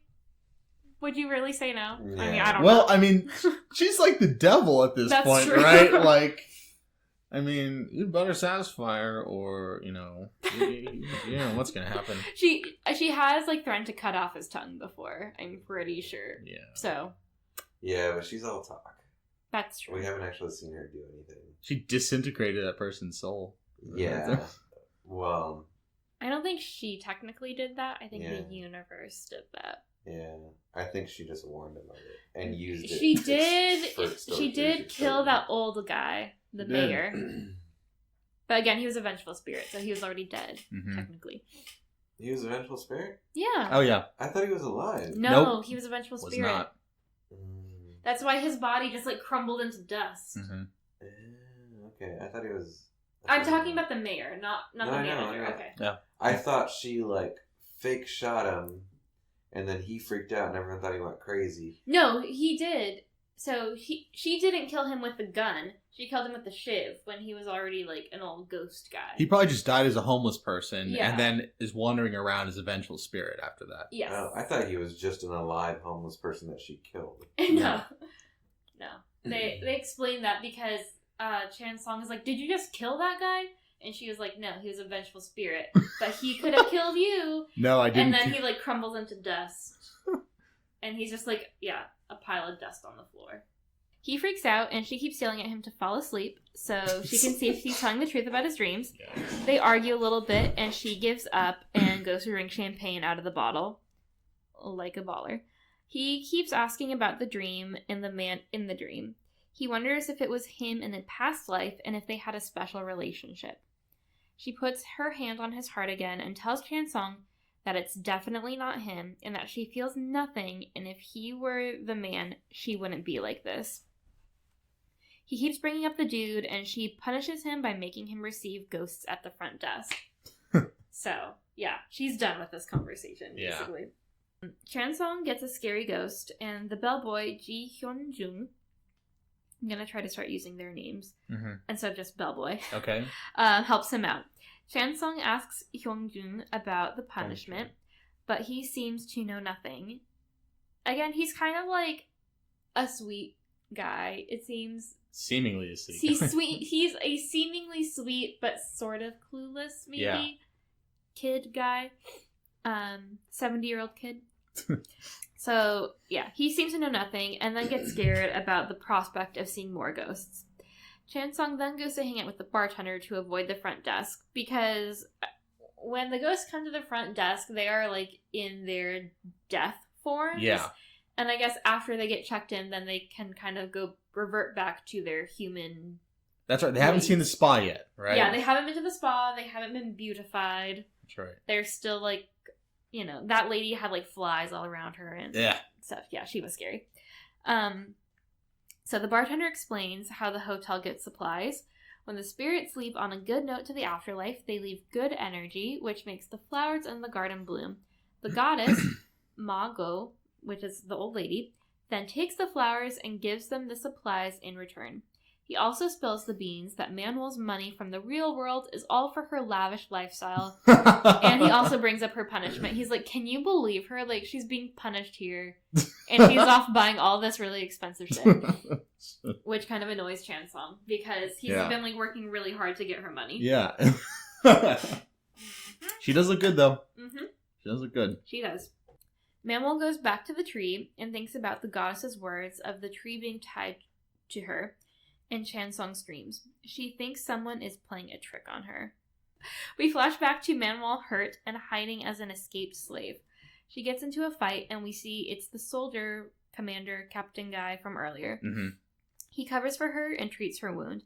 They then tease each other about him being in love or That's whatever with the noble woman princess lady. Yeah, she cuts his face and she's like, oh, well, how does she like you now with the scarred face? And then like, he says, do you think she only likes me for my face, babe? Wink, wink. So they're teasing each other, but then she sees that Yeonwoo, which is her whatever fellow rebel guy, being captured. So the captain soldier guy stops her from running out and promises that he will rescue him and bring him back. And he does. I like this guy. Yeah. Manuel gets upset and throws the glass of champagne at the tree, but it has a force field around it now. Maybe she can't touch the tree. Maybe it always had a force field. Yeah. I don't know. Maybe it's a champagne force field. Maybe. That'll be my theory. Because Chansung's dad, when he touched the tree, it like... Oh, yeah. But Chansung was able to touch the tree. He's able to touch a branch. Maybe it's just the trunk that's got a force field. Well, but when Chansung's dad picked the flower, he didn't even touch the tree, I don't think. He just picked the flower. Yeah. I mean, I don't know. I don't know how the science works. Chansung wakes up from a dream, which is the flashback that we just saw from Manuel's perspective, and remembers the name Yeonwoo. He wakes up to see the old woman, Ma Go-shin, and he remembers her from earlier in his life when she approached him and his dad when he was a little kid. Mm-hmm. She asks him about the hotel and tells him about the tree and how she would like for him to take care of it. She gives him her card and tells him to reach out if he has any trouble with it, and then she disappears. He runs out of the subway station looking for her, but then stumbles upon the man from earlier holding one of her flowers. Again, the man who died in his home with the dog. Chansung sees the man getting into a car to the afterlife, but then sees a dog barking at them. Chansung stops the car and reunites the man with his dog. Then we see in real life the dog decides to stay next to the man and die with him. He was a real one. The old man cries and brings the dog with him so they can go together. Which I guess is happy. Yeah. But when the old man sees the dog, he's like, what are you doing here? Yeah. You aren't supposed to be here. Yeah. And then when we come back and we see the dog just like... lying with him. It's okay. Kimchi would never. None of our cats would. Yeah, I think cats eat you before they... I feel like Boots might. Maybe Boots, yeah. But she would, Boots would just, eat and then come back and, hang out with my dead body. Also confirmed in the lore of this anime, some animals can go to heaven. Yeah. The tiger. That's right, the tiger. That's and the right. dog. Yeah. That's right. So. But not cats. I think cats go to hell in this. No. They're going to find out. A tiger is a cat. Okay, house cat. So, yeah. I don't know why they had to show the dog. Because to have the emotional effect. Well, it worked. Good for them. We then cut to a... They just stole that from Futurama. Yeah. That's right. Fry and his dog. Yeah, there's never been a movie about a dog dying for its owner. That's definitely not a trending thing right now. It was Futurama. It was Fry's dog that he sings, I'm walking on sunshine. Okay. So, we then cut to a guy kneading dough at a bakery being scared by a ghost. Chansung's roommate, Sanchez. How does he pronounce Sanchez? Sanchez. He says Sanchez? I think it's something or like Sanchez. I haven't paid attention. I've read Sanchez, but I actually haven't heard it. So it would make sense for him to say Sanchez, but I also it's kind like of Sanchez. Anyway, I just was curious because in my head it's Sanchez. So Sanchez brings home bread that he says was kneaded by a ghost. Break bread. And says that it's amazing. The ghost followed him home, and we see it's the same ghost as from episode 1, the one with the glasses, who was blind. And Chansung brings the ghost back to the hotel and asks Manuel to change her reservation so she can have more time to find someone she's looking for. So it kind of seems like he already checked her in. She got her eyes back. Everything was fine. But it seems like right before she was getting ready to leave to the afterlife, she had a last minute panic of wanting to find someone. And and then Manuel was against letting her go on this escapade, right? And I think at first as an audience we think, oh man, she's just being a jerk, Uh-huh. But I think as we go on, we see why she might not have allowed this. But you can keep going. So we'll see. Yeah, so they argue, like we were saying. Right. And Chansung makes Manuel flustered when he grabs her hand to make her sign the form. So again, this is kind of like throwback. The other guy writing her name on the rock. If everyone learned how to read and write that way, I think we'd be at 100% literacy. Just have to make it romantic. That's right. But we need to we would have to wait till people are of a good age. Yeah, so not when they're children. Okay, let's keep going. He starts being really friendly to her, offering her water and saying he'll bring back bread so he can take care of her. He makes a comment on how maybe the tree will start to grow flowers, and she gets upset again, saying she's a withered old tree. He walks away, and she runs after him, saying that he can leave and go work at another hotel now. Basically, saying he can leave for good. Yeah. He tells her that he has nowhere else to go now, and teases her some more, basically killing her with kindness. He decides to keep provoking her since it bothers her, and he likes that. He's a troll. Yes. Basically, he's trolling her. With kindness. Chansung brings the ghost to a bakery. She explains how every time she went to that bakery, one of the employees would hold her hand, and she wants to find that person. Chansung lends his body to her so she can feel the hands of the people there. They end up getting kicked out, but his roommate Sanchez vouches for him, and they end up getting kicked out because he's a guy feeling up a bunch of hands from the workers there. Yeah, exactly. Yeah. I thought that was a funny touch. Cheesecake? Yeah. I liked that one where he's holding both hands and waving them. Whoa! Yeah.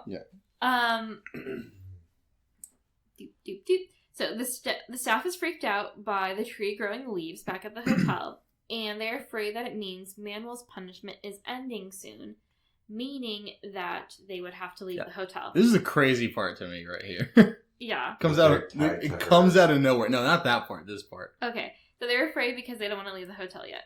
Well, I think we're going to get to that later. Yeah, okay. Okay. But yeah, Chansung brings the ghost to the bakery where her man works now. He ends up holding the guy's hand for her, and she's really happy. Mm-hmm. I like how he's just handshake. Yeah. You used to work at the bakery. And even then, he was like, "That's weird. Why are you shaking my hand?"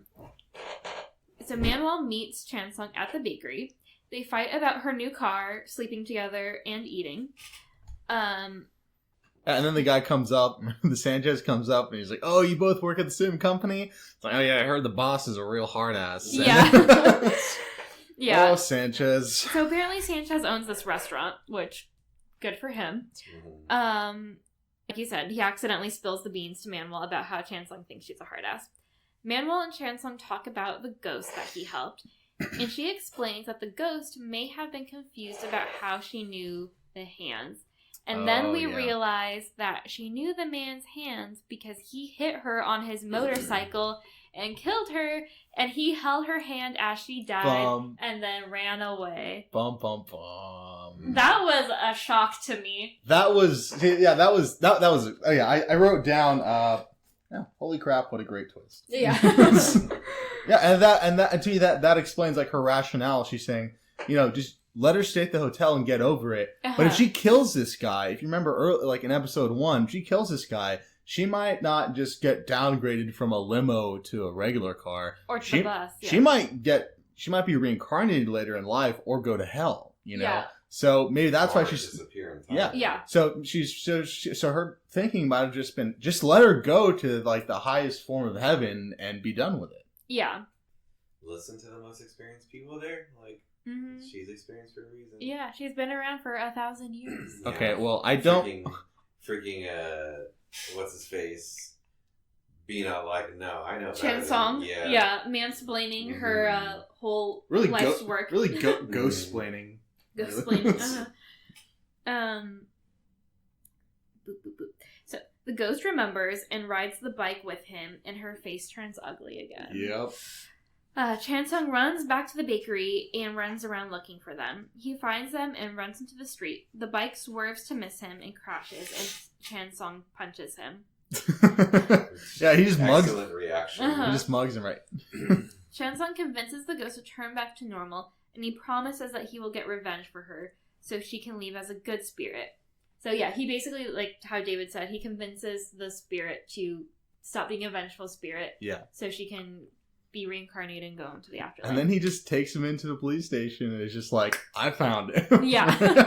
And the guy's like, yep. Cop's like, yeah, thank you, wow. And it's like, what other evidence do you have? I know.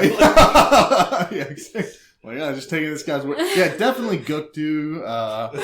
Definitely Gukdu's department. It's all the same universe. Yeah, exactly. Yeah. They're probably focused on finding that other killer. So. They probably just wanted an L, right? Oh, good, we can find a killer. Normally it's a whole thing. In the background, you see Bongsun walking by and it's like very lightly in the background. Oh my god. Chansong turns the guy in for the hit and run at the police station and meets the ghost to see her off. She thanks him and he looks proud. Chansong sees the ghost that keeps asking for coffee in the lobby and offers him some more. And he sees the woman that scared him earlier in the episode and looking nicer. He also sees a father and son that came together because of a car accident. That's right. So he's just I guess overlooking all of his ghosts and he's basically coming into his own as being a ghost manager. Yeah. Mrs. Choi, the housekeeper, approaches Manuel about the tree. Manuel tells the housekeeper and the bartender that Ma Go told her that her time will be up once the tree loses its flowers. So maybe it is like you said, maybe she actually will die right then and there. Yeah. Okay. They freak out and ask what will happen to them. And they ask her to get rid of Chansung and suggest that the possessed girl could be a good replacement. Because she's like, well, what is he going to do? He already sees ghosts and we don't have anybody else. I guess she can't take that power away. I guess. I don't know. They think they should expose him to a crazy ghost to make him go mad so he won't remember anything. Way out of left field. That was nuts. Yeah. I didn't think that they had it in them. They're just I feel like that's worse than killing somebody. Yeah. They're just like, okay. Also, don't they realize, they're not, dude, you're not going to get to go to with your sister to the same afterlife if you cause this guy to go crazy. You're going to well, unless his sister sucks too. Yeah. So the way the afterlife worked in, Along with the Gods is, and I'm thinking it might be a similar situation, and I think this is in Buddhism, I think. Mm-hmm. Let me know if I'm wrong. But they have the stages of hell, so how there's is it 7 stages of hell in whatever? In D&D, it's 9 stages of hell. Okay. Well, I think if that helps. I think that one was 7. And then, along with the Gods, you go through the trials. So basically, you start with the hell that is least likely to get you convicted, basically. Okay. And then you have to make your way through all of the 7 hells and basically plead your case for why you shouldn't. Dante's Inferno, isn't it? Yeah. But apparently that came from Buddhism. Oh, not Dante's Inferno. But because at the beginning of Along with the Gods, they have this thing from like a Buddhist scripture, basically explaining how the afterlife worked. Mm-hmm. So basically everybody has to go through those hells. We got our fact checker looking right now. Okay. And so, yeah. So basically everyone gets to go to the afterlife together. Yeah. And then whether or not they have to stay in one of those hells depends on their time on Earth. Mm-hmm. I think we see in the drama everyone crossing the river of death. Yeah. Right? Yeah. So basically everyone's on the same trail together. Yeah. And that's why Cobb and Jill were saying, like, is this in the same universe as Along with the Gods? Because they saw a fireman walking across the river of death, and the main character in Along with the Gods is a fireman. Oh. I like that lore carries over. That's cool. Yeah. So it's the same universe as that and Strong Girl Monks. Yeah, I guess. And I'm wondering if it's also the same universe as Goblin. It's just all going to be one at the end. Yeah. Maybe. It's like they're creating their own Avengers. Like, we just don't know it yet. So aside from that tangent about other afterlives. So yeah, go crazy. Crazy. So Manuel finds Chansung sleeping next to the tree. She teases him while he's asleep and says it's a pity that he can't see into her. I don't know what that means. He wakes up to her staring at him. He makes fun of her wanting to sleep with him and watching him sleep. They talk about how him caring for her will change things, and he accepts it, but says that he trusts she will be there to protect him and tells her that he will stay by her side. Aww. So yeah, basically, like, they both acknowledge that their relationship, however strange it may be, is starting to change some stuff in their little universe. Yeah, and this kind of like this, I think, right here, I guess we see her have like guilt, Mm-hmm. you know, just like, I'm gonna kill this guy, and oh man, or not kill this guy, I called him to go mad, which is even worse. But yes, that's kind of, I think this is the moment that saves him, right? Yeah. And so he tells her that he knows that she made the bike miss him earlier that night because she was also there. I did not notice that. Yeah, I mean, we knew they didn't really show it. That she made it the bike miss. Well, we don't know that that's true. Okay. He just says that I know it was you, but we can, because that was him saying, like, I trust that you'll always be there to take care of me. Yeah. To save me. We cut to seeing the dream / flashback of Manuel napping next to a tree, and it transitions to Chansung sleeping on a tree with a leaf floating between the dream and real life. So we're also kind of like, is it the same tree? Yeah. What's real? What? That's right. It is. Okay. Yeah. I missed that. I mean, I don't know. No, that's good. Yeah. I missed that. Miss Choi, the housekeeper, brings Chansung to room 13. Dun, dun, dun. The guest that will make humans go crazy. But he doesn't know that. The bartender gives Chansung incense to burn in the room and looks apologetic towards him and is ashamed. And the bellboy feels bad too. That's why the scholar's like, I feel like I've lost my honor as a scholar. Yeah. Chansung goes to the room, and Miss Choi tells Manuel that he has gone to the room. Chansung opens the door that leads to a tunnel, and the door slams behind him, and everyone looks nervous for him. Chansung finds another door at the end of the tunnel. Inside it looks like a warehouse with a wardrobe and a mirror / desk set. The ghost peeks out from the wardrobe, and Chansung gets, like, bewitched by the ghost. Like, he can't turn away from it. Yeah. And she looks scary. Yeah, she is. She's, like, grinning, like this really wide grin. Yeah, she's scary. Mm-hmm. But Manuel comes in and saves the day and distracts him. And distracts him, she does. Yeah. Well, wait. She tells him not to look at the ghost and to not let it hear him breathe. He turns around to look at it again, and she kisses him to stop him. What? And then we got a kiss in episode 4. I know. Right? That's Dab, dab, dab. I clicked the stopwatch. I was like, that's record timing. holy crap, she kissed him. Yeah, but you know the next episode they're going to be like, I only did that to distract you because this is what was happening to you and blah, blah, blah. Also, sleep in my bed. Just like, okay. You're... I thought it was funny that they were doing like slow motion shots of them just like kissing, like just very different camera angles. They should have had one camera angle of like the demon like smiling and nodding,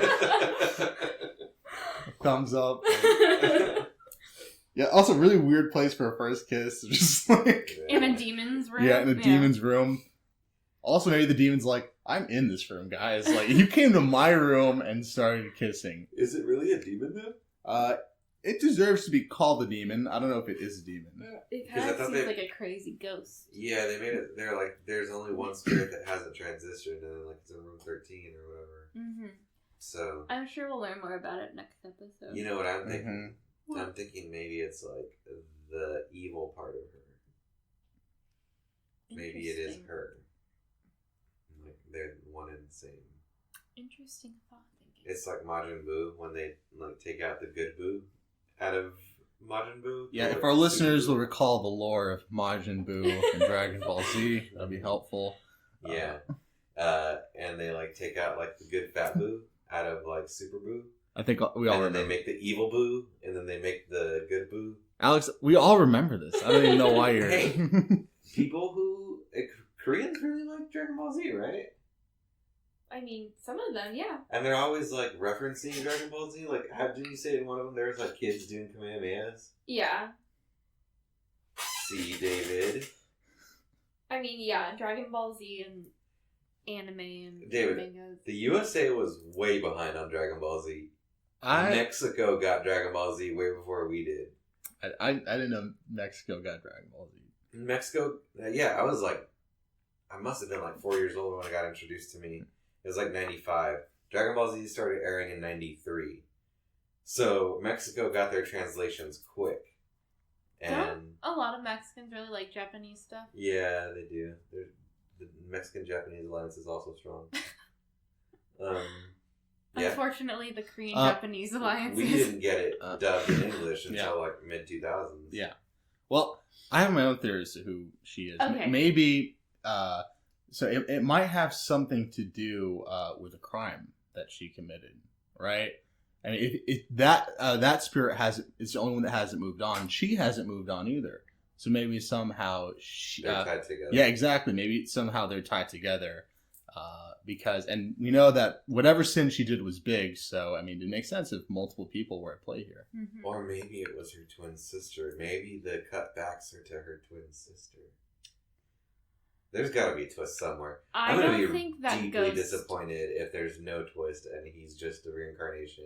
And I think there'll be a twist with that. I don't think that ghost is anything related to Manuel. I think he's just a psycho. You might be right. Ghost. But... Maybe she's Bong Soon. Oh my god. Maybe. I know Bong Soon should be living her life. She's a mother now. That's right. Maybe rich mother. A rich mother of two. She might get extorted at some point. That's no problem. Oh, okay. Do we have any other predictions? Not even regarding that ghost, just in general. We kind of talked about our predictions as we went through, but... My prediction is that the little girl, the one that's going to be the fourth, is going to end up becoming the new owner after Manuel. Oh, that's good. That's a good prediction. No, because I thought the new owner had to be somebody who was in prison there and who committed a sin. Well, we don't necessarily know that. We just know... Well, we know that Manuel is there for that purpose, but... Okay. I mean, the goddess put her there for that purpose, but the goddess could maybe let someone just who wants to do that line of work there. Very true. In terms of predictions, I think that she gets her own people killed as her sin for the love of this guy. Okay. And maybe he dies as well. Because you notice that he had to sneakily save her brother. Yeah. Because the rest of his the rest of his country or city or whatever is actively hunting these bandits, these criminals down. Yeah, so just maybe she for gave him up. a little bit of historical context, and again, correct me if I'm wrong, but 1,000 years ago, it wasn't like a unified Korea how it is now. Yeah. There was more like nomadic tribes. So I think what he was saying is like her people, because he spoke in a different language to her, kind of, and that's why he was like, "You understand me, right?" I don't know if y'all caught that. And in the subtitles it said like in this language, and so I think basically they were considered like slaves also because they weren't considered from the same civilization or whatever. Yeah. This is before the Great King made Korean language. Right. This is during the Goryeo period, I believe. I don't know when that king, Sejong the Great, made Hangul. I don't know when that happened. I can Google it really quick while y'all talk about your other predictions. So, I think David's right. She probably gave up her crew to this guy's people or whatever, and that's probably why she feels guilty. But she might have gotten him killed too. Yeah, it's probably some tragic, it's probably something tragic where she traded one to save the other, but then they both didn't end up working. Yeah, they both ended up getting killed. Yeah. Yeah, I like that plot line. Sejong the Great was in the Joseon dynasty. He was the fourth king of the Joseon, and he was the creator of the Korean language. Mm-hmm. So that's really impressive. Yeah. Let me Google Goryeo real quick. According to the museum that we went to while we were in Seoul, he invented Korean because he wanted an easy language and he wanted his people to be literate. So they already knew a mixture of a few different languages, but created a whole new alphabet with writing so that everyone can learn it quickly. So it's like it's a modern language. It's a modern scripture? I don't know. A modern way of writing things. Well, because it was... Yeah. That was done in the 1300s. Yeah, it wasn't like they just made little squiggly lines like, oh, this makes this sound. It was like there was an actual basis behind it, which, correct me if I'm wrong, a lot of it is based off of what your mouth does. Yeah, what your mouth and how the movements of your tongue and the shape that your mouth makes. Do you think he meant it to be taught in that sexy fashion where you take someone's hand? Probably not, but who knows? But maybe it's easier because of that. Maybe. But yeah, because... Maybe he wanted to stop sexy writing from happening. Well, that definitely didn't work. There are all of those really hard Chinese characters are leading to a lot of late study nights. Okay, how about we boil it down to only characters that you can write with somebody else's hand? I'm a genius. Okay, yeah. So the Goryeo period, founded in 918, so that would line up with the timeline. So this was called the Korean Kingdom. Goryeo was a Korean kingdom founded in 918 during a time of national division, later called the Three Kingdoms. Mm-hmm. So I think it was, like I was saying, there were different things. So the Goryeo period unified and ruled the Korean peninsula until 1392. Yeah. It's pretty cool because it's supposed to be the shape of your mouth, and it makes sense. And according to the museum guy, he said you can teach someone how to read Korean in 3 hours. That's nuts. It's really easy. Because there aren't, to my knowledge, hidden, because you know how in English, how do you know a K sound makes a K based on the way it's written? Yeah. And at the same time as a C. Because SC is also, but it's not sk. Yeah. So anyway. And that's just a bunch of squiggly lines. They thought it through. Yeah. So and like he said, you could read it out loud. You're not going to know what you're not going to know what it means, but you could read it and pronounce it. All right. I guess let's go to the David Zone for 3 hours where Kaitlin teaches me how to write Korean. I mean, I don't know. Doesn't know how to write Korean. I do kind of, yeah. I need to study. She hasn't put 3 hours into it. Okay. That's for sure. Okay. I guess the David Zone is gonna be 5 hours or 6 hours. 3 hours for her to learn, and then 3 hours for her to teach me. Yeah, totes. I think this podcast is already 6 hours long. Okay, so other than, do we have any other predictions? I predict she buys one more car. Okay. I like it. I predict it'll be another Jaguar. And if not a Jaguar, a Maserati. I don't think they would have a Maserati in the same show as a Jaguar. Versus a Jaguar? Yeah. Okay, if not a Jaguar. It's all going to be Jaguars. If it's not a Jaguar, it's going to be a Kia Stinger. No, they're all going to be Jaguars. Because Jaguar is sponsoring the show. Oh. You know who's sponsoring... I predict it's going to be an old Jaguar. It's going to be like an E type. You know who Kia is sponsoring? Melting Me Softly. We should watch that one to see all the beautiful Kia Stingers in it. Yeah. Oh, so let's transition into other drama corner. Y'all aren't going to have anything to say to this. Jill doesn't either. You don't know that. Okay. Well, I've been watching Melting Me Softly. It is okay. People made a really big deal on the internet of being like, this isn't very good. And, I mean, it has a few why though moments. Mm-hmm. But, why though? Yeah. But I don't think it's that bad. And I'm happy Ji Chang-wook is acting again.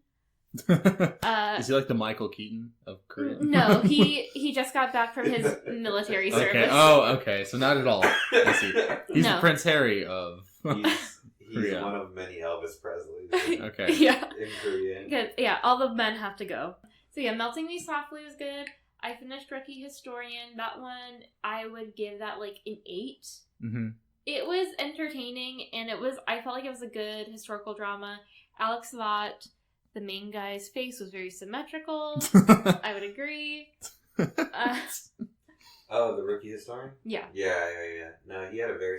I wouldn't say he was handsome, but he wasn't bad to look at because his face was so symmetrical. I've never seen a face that symmetrical. It's weird because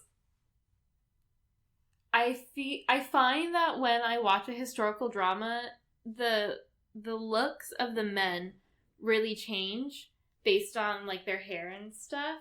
Because I feel like the women don't look that much different in historical dramas. They look just like yeah, but the makeup. Men look really different. Yeah, and it is shocking to me when I see like when I first saw someone in a historical drama, and then when I see them outside of a historical drama versus when I knew someone out, in modern times, and then see them in a historical drama. If that makes sense. Yeah, no, it's no difference. So I was like shocked when I realized that Gu Chan-sung is the main guy from The Crowned Clown, which is also a historical drama, which I have not finished. That was one where I watched like the first couple minutes, and I was like, I don't have time to dedicate. But I really want to watch it because it's supposed to be really good. So The Crowned Clown is about, I think it's about a prince who people think that the prince is going to be assassinated by like a rival uprising or whatever. Okay. And so they realize that there's like a court jester type person who looks exactly like this prince, played by the same actor. Okay. So they make the jester the king. Yeah. But I think and chaos ensues. Well, not the king, the prince. Yeah. Because it's like the crowned prince instead of the crowned prince, it's the crowned clown. So, but I think what happens is the woman that the prince is supposed to marry as the crown princess, like keeps meeting the clown, and I think they fall in love, and let's see what happens. So she's gonna think that he's the prince, and that this is gonna be great. I'm gonna marry this guy, but then it's not the real guy. Hilarity ensues. It's not funny. It's a it's a drama. It's a very serious. I agree with you, Alex. I mean, I don't think it's a rom-com. There should be. It sounds like a comedy. It sounds like a rom-com. I agree, it sounds like a comedy. I'm gonna Google The Crown Clown to see what the actual, like... I'll see what drama I need to get to watching. Okay. Sky Castle. Oh, yeah. I have not seen that one yet, and I've heard it's really good. I hear it took over Korea. Yep. My mom really wants me to watch Sky Castle. Alright, I'll have to watch that at some point. Maybe that'll be a November podcast. Yeah. Sky Castle? Okay. So The Crown Clown, in Korean, the literal translation is the man who became king. Mm. So, if that sounds a little bit more serious to you. Okay. Yeah, the English translation definitely is not indicative. It's really the bridge to Terabithia. Well, now we know what's going to happen. He's a prince that's going to end up becoming king. Well, all princes become kings. I know, but the imposter is going to become a king. Mm. Well, we don't... Yeah, it says it's a historical melodrama romance. There's no comedy in the description of it, in the genre. Not one joke. In my head, I was like imagining like this very like soft lens, like Hugh Grant in the background wearing like a jester hat, and then being given a crown, and some girl falling in love with him. Like that's what I imagine with the Clown Prince. Yeah, Oh my god. The guy who plays Chansong was born in 1997. So God. Oh my god. What year were you born, David? I was born in 1993. 93? 93. I thought you were younger than that. No, December 16th. So you're almost 1994. 1993. Okay. Right on the cusp. And he's also in Moon Embracing the Sun. Wow, he's been in quite a... Wow. Good for him. Good for him. Alright. Oh, he's also in My Absolute Boyfriend? He was in 3 really big dramas in 2019. Wow. Yeah. Yeah, he was in Friends? Holy crap. I never noticed him, but now that you... Yeah, it was Chandler, Jennifer Aniston, and there's that Korean guy that just kind of lived in the fridge. Yo Jin-gu. Yeah. That's his real name. Okay, so we're done with predictions. We're done with other drama corner. Fashion report? No, back to other drama corner. Speaking of historical dramas, there's one that I want to start also because I can't binge Melting Me Softly because it's on the air right now. Also on the air right now, I believe, is Tales of Nokdu, which is about a guy who I think is having an arranged marriage. Wait, Tales of Gukdu? Nokdu. Oh, that's going to be the boring drama. No, it's a historical drama, and I think it's about a guy who has an arranged marriage, because like all of the marriages were arranged back then. Mm-hmm. If you were like rich or whatever. And he like panics and runs away because he's like, I don't want to do this. Yeah. And he runs away and finds a village of basically all women. And I think they're all either divorcees or widows or something. So basically it's all like just single women. Hey. And then he meets, but in order to be in that village, he has to be a woman. Of course, yeah. So he disguises himself as a woman, and he meets a girl who... Wait, is this one also a drama? No, I think this one is a romantic comedy. Okay, guys. That was a very serious... He just stoically puts on makeup on his lipstick. And the girl... And he meets a girl there who also ran away from an arranged marriage. Yeah. Guys, were they about to be married to each other? Oh, that would be... I don't know. This is a prediction. I haven't watched any of it. But maybe. That would be great. I don't know. I want to watch that one. You're going to be right, but they're going to tell you you're right in like episode 2. And there's going to be I'm going to be like, oh. Okay. Yeah. So I've heard that one's really good. Okay. End of other drama corner. Let's go into fashion. Fashion. Fashion, turn to left. Fashion, turn to right. Fashion. Yes, God! Yes, God. Okay, that's the end of the drop that I put in. So Jill and I in the last episode were like, everything Man-Wool wore. It's great. Yep. Yeah, so in two instances, Man-Wool wore like a kind of transparent, like black shirt with like another black thing over it. I liked that look a lot. Yeah, it was very pretty. I noticed that. Mm-hmm. What else? I will say those schoolgirl outfits are no. That green and that blue. Not liking the uniform. You know, I'm surprised she didn't kill herself. David. Oh, that necklace was so ugly. Yeah. Why was she trying to get it back so bad? That's right. Y'all I'm surprised she didn't kill herself. What do you, as two men, what do you think of Chansong's look? I mean, I like the shoes that she was dragging. The fancy shoes? Yeah. Oh, or the shit-colored shoes. Oh, the ones that she got him, the black and white ones. I mean, you know, those are, like, they're not, I don't think they're great, but, I mean, you could wear them and pull them off. Oxfords, right? Yeah. I think those are brogues. One of the two. I think that was, maybe you're both Whatever is not the one I think is meant, because he's like Oxfords, not brogues. Yeah, I think Oxfords, because they don't have all the, like, little dots on them. Mm-hmm. Yeah, I mean, I like his look generally. Dresses very sharp. Definitely dresses like a hotel manager. I will say that I thought that wardrobe demon. You know, I thought her look was. I mean, brogues. Sorry. There you go. You're right. Oh yeah, I thought that the wardrobe demon. I mean, just like a white shawl. Not a lot going on there. And then. Who else is? I don't notice a ton of fashion. All I really notice is Man-Wool's outfits are very pretty. Yeah, and that makes sense because she spends so much on them. Yeah, he's a little conservative for all the other dramas that the boys always wear more cool things. He's just been wearing a suit. Yeah, he's a manager and stuff.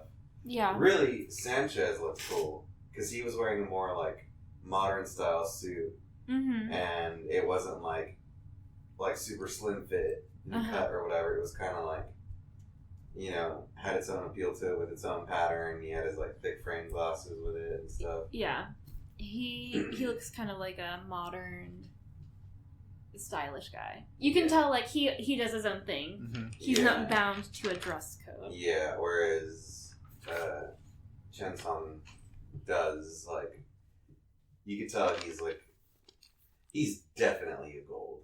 Like, he's a checkbox guy. And the color personality, yeah. He's a checkbox guy. Man-Wool seems to be an orange. Yeah. What are you guys talking about? Personality test, and it tell. So I was telling you about this. What color you are? That's right. Yeah. That's right. I think I took something like this. Yeah, I think I did too at UT. At the beginning. No, I took something at the beginning of law school. They handed it out. I had red and something. The red wasn't in there. Yeah. Okay, yeah, I think we're talking about different things. Okay. There's 1,000 personality tests, so. That's right. Yeah, so I liked Man-Wool's black outfits. I also liked her red, long coat thing, was it a dress? Was it a coat? I don't know. I like that red leather, that cool red leather jacket. That was really dope. Yeah, that was a good look. She's just really cool. And... Well, she spends all that money. She should better look cool. True. She was paying herself in diamonds that one time. Yeah. And gold bars this time. And that painting. Gosh. Yeah.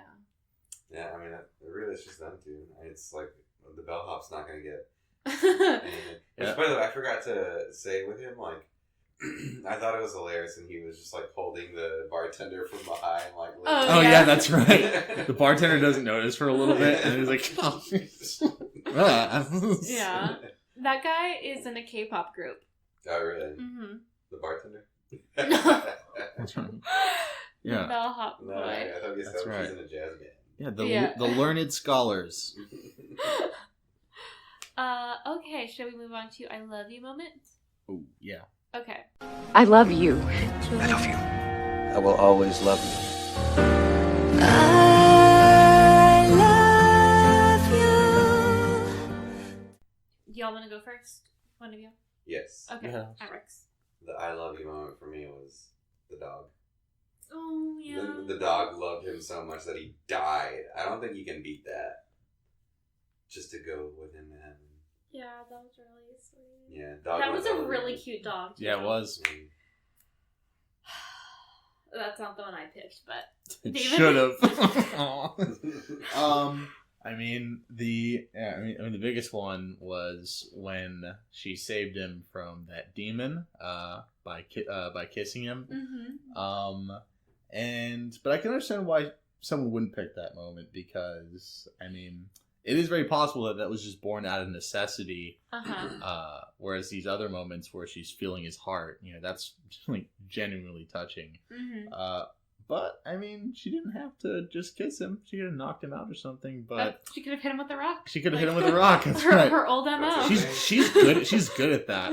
I think I think there's gonna be maybe Chen Song is in a rock magnet. He's a chick magnet, so she kissed him. Okay. He's a vengeful spirit magnet. Oh my goodness.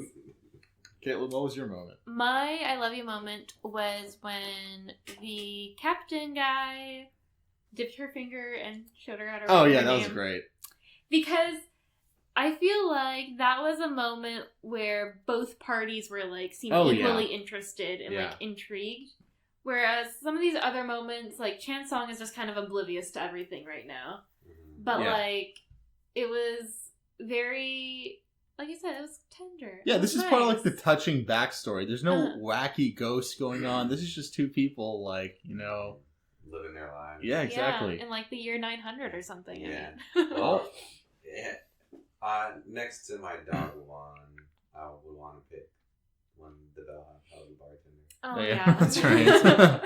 They should have done like a slow motion. Like, one thing that I music. appreciate about like just seeing like Korean men interact with each other is they're a lot more touchy-feely than like American men are with each other. Yeah, when we were over there, like holding hands and stuff. Yeah, or they're like dudes just put their arms around each other like that. Like that isn't a big deal at all. Yeah. And like I've seen like if I'm watching K-pop like behind the scenes videos or whatever, or like the people like in their dressing rooms or whatever, like a guy will be like sitting on the couch like how I am, and like another guy will just like put his head in the other guy's lap like and just be on his phone. Like to me that seems something like a boyfriend and a girlfriend would do. Yeah, I don't even do that with David, and I'm pretty close to David. You've tried. But no, yeah, my mom said it's the same thing with her students. Like they're just there's not a weird like don't be gay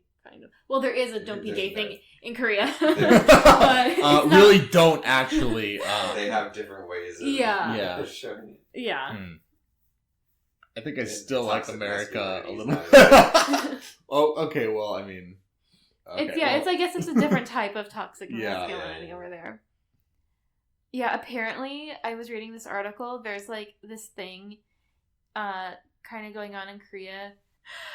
So yeah, like the incels of Korea have basically started doing this thing where they started leaving bad reviews of movies that they've never seen if they've heard it like features a strong woman or like Captain Marvel. Like apparently a bunch of like dudes left really bad reviews for Captain Marvel even though they didn't watch it because they were like, this is trying to promote feminism or whatever. And it's like, okay guys. This is why prostitution should just be legal. Like, get these dudes laid and get these women paid. I'm making that a sign. Yeah. Let's vote for a proposition. Get these dudes laid and get these women paid. That is, those people, they're late to the party. I saw this 538 article from 2016. I remember that. Wow. That was happening a long time ago. Yeah. Well, they did that here too. Like Captain Marvel had really bad reviews before the movie was out, and it caused IMDb to like shut down pre-reviews. I will say I didn't like the movie. Rotten Tomatoes. I will say I didn't like the movie, but it probably I wouldn't have given it like 1 star or anything. Nah, yeah, I think it was a standard run-of-the-mill Marvel movie. Like, it wasn't bad or good. It was just there. Yeah. All right, let's pivot to Captain Marvel. I have David's Corner Part I have 2. all right, David's Corner Part 2. The problem with Captain Marvel. Do we have anything else? I'm through my notes. Okay. Well, I believe David and or Alex will be joining us next week You got it. for episodes We'll be here. 5 and 6 as Jill. It's your boy Alex. Oh my god. Saying what's up and howdy. Jill, please come back. For the love of God. Jill, I don't have your chill attitude. I am just. Yeah, I feel like I am the one keeping calm in this, whereas Jill is usually the calm one, and I'm like going like, "Oh my god, can you believe?" Blah blah blah. So this is a very different dynamic, but yeah. So make sure you follow us on all the social media. OK Drama Pod on Twitter, OK Drama Podcast on Instagram and Facebook. And then follow me. I'm at AstroAlicat7. You won't know how to spell it, but I'm not going to give you any clarity. Do you want me to put the link in the show note? Nah.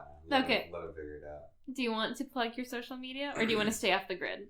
I don't want to plug my social media. That's fair. Okay. I want to plug mine, but I want to make you do work to get there because I want to make sure you actually want to. That's a very man-wool thing to do. You gotta earn me. Get ready for a bunch of anti-Donald Trump tweets and a bunch of Spurs tweets. San Antonio that's all I Spurs. got. Yeah. If you're not interested in either of those things, I'm a terrible follower. yeah, don't follow. But you should follow us because I'm going to be talking about Melting Me Softly. We're going to be talking Hotel de Luna. Maybe some more Tales of Nokdu. The occasional BTS tweet. I don't know. Also, if you're on iTunes, leave 5 stars on this podcast. Yes, thank you, David. I never ask people to rate the podcast. You should probably do that. Yeah, please rate the podcast if you you're rate on. the podcast, it'll help us. It would. It would help It'll us get us more exposure. a lot. If we get to 100 reviews, 100 5-star reviews, David will tell you his social media. No, we should do something. If we get to 100 5-star reviews, we'll give away stickers for OK Drama. or we can just have a special David episode or a special Alex episode or something. We'll figure something out. Okay, if we get to 100 5-star reviews, we will have some sort of giveaway. Yeah, maybe we'll have Cobb make like a sticker or something, and we'll give someone a sticker, just one sticker. Or how about sticker? How about that? I'm looping Cobb into this just because. Yeah. I don't want to make him have to do work. Well, let's not make any promises we I can't know. keep. And Kaitlin also- will fly to Korea and And hold a town hall meet up. meetup. Other thing. Oh, yes, but also make sure you're subscribed to the podcast wherever you listen to podcasts because we may or may not have a special Halloween episode. No spoilers, but again. Was that like a ghost of a sheep or something, David?